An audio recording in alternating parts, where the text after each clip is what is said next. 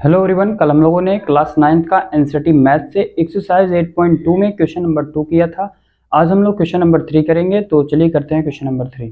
तो question number 3 है ABCD is a rectangle and PQR and S are midpoints of the sides AB, BC, CD and DA respectively show that the quadrilateral PQRS is a rhombus.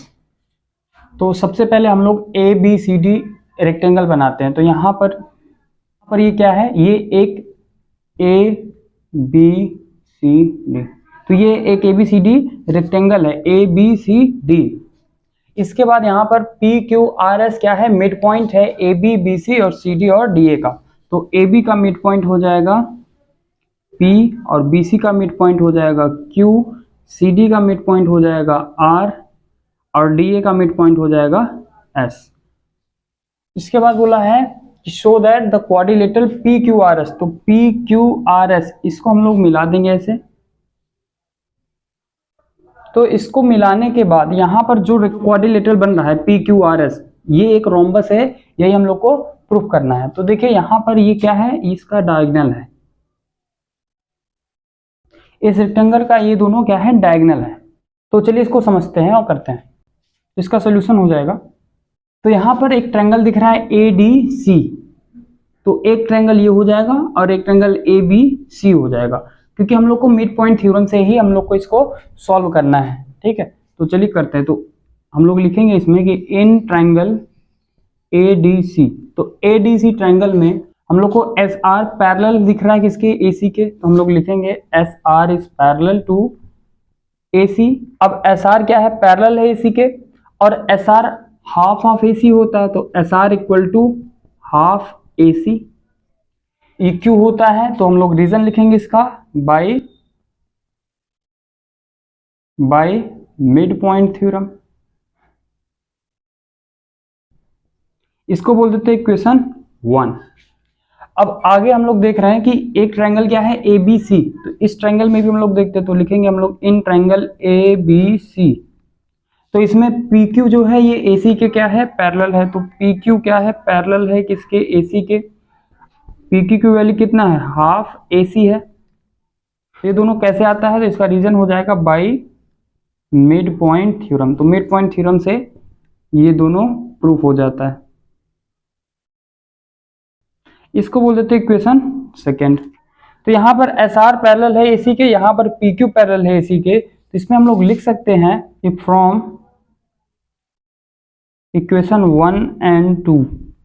तो equation 1 और equation 2 से क्या है, SR AC के parallel है और PQ भी AC के पैरेलल है। तो दोनों ही क्या है, AC के पैरेलल है। तो SR और PQ क्या होंगे आपस में,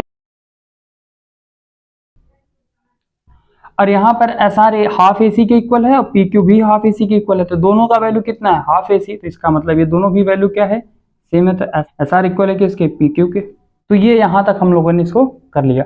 इसके बाद देखिए यहाँ पर अगर ये ऐसा है, SR जो है ये PQ के इक्वल है और पैरेलल भी है, तो इसमें हम लोग बोल सकते हैं तो देयरफॉर कि PQRS इज अ पैरेललोग्राम।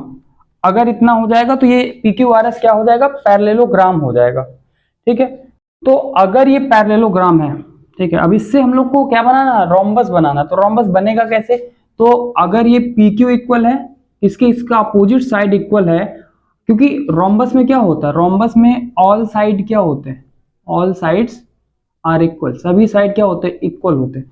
तो इसमें अपोजिट साइड तो इक्वल है, इसका एडजेसेंट साइड, बगल वाला साइड भी क्या हो जाए, अगर इक्वल हो जाए तो इसको हम लोग बोल सकते हैं कि क्या है, ये रोम्बस है। तो हम लोग चलिए प्रूफ करते हैं इसको। इसका हम लोग एडजेसेंट साइड लेंगे, एडजेसेंट साइड को इक्वल करेंगे। तो चलिए इसको एडजेसेंट साइड को इक्वल करते हैं। तो हम लोग लिखेंगे इन ट्रायंगल BCD, इस वाले ट्रायंगल में हम लोग देखते हैं, क्योंकि ये वाले ट्रायंगल में हम लोगों ने इसको क्या किया, इक्वल कर दिया। अब चलिए समझते हैं कि इन ट्रायंगल BCD, तो ट्रायंगल BCD में जो QR है ये किसके पैरेलल, BD के। तो हम लोग लिखेंगे कि QR is parallel to BD and QR is equal to half of BD।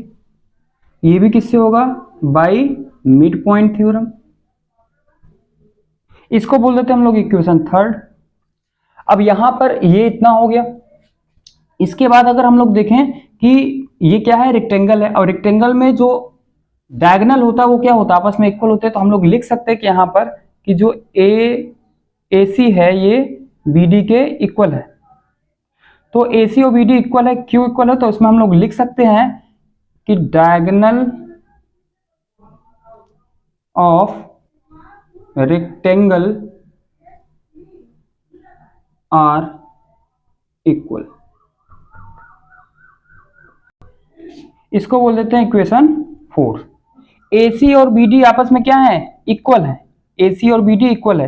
तो यहां पर AC और BD है क्या, ये दोनों एक ही है, मतलब AC बोले चाहे BD दोनों क्या है, इक्वल है।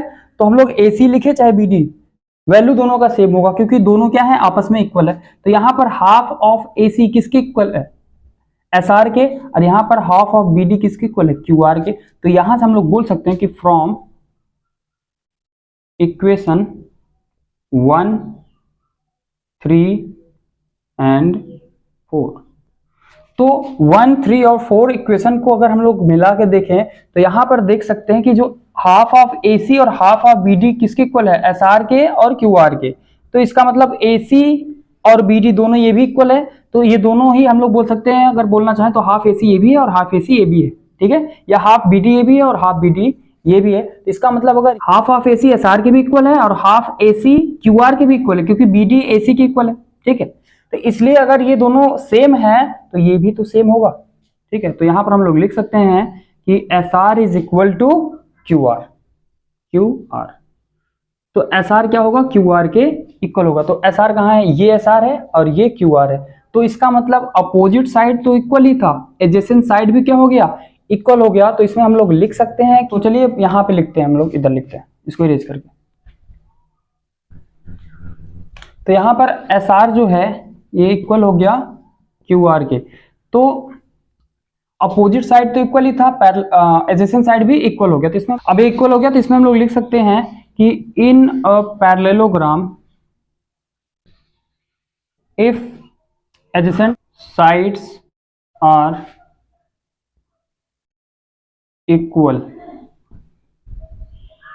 देयरफॉर, तो इन पैरेललोग्राम, अगर किसी पैरेललोग्राम में इसका एडजेसेंट साइड क्या है, इक्वल है, तो हम लोग बोल सकते हैं कि जो पैरेललोग्राम होगा वो क्या होगा, वो रोम्बस हो जाएगा। तो हम लोग लिख देंगे इसमें कि therefore PQRS is a rhombus. तो आज हम लोगों ने क्वेश्चन नंबर 3 कंप्लीट कर लिया। अब हम लोग नेक्स्ट वीडियो में क्वेश्चन नंबर 4 करेंगे। तो मिलते हैं नेक्स्ट वीडियो में।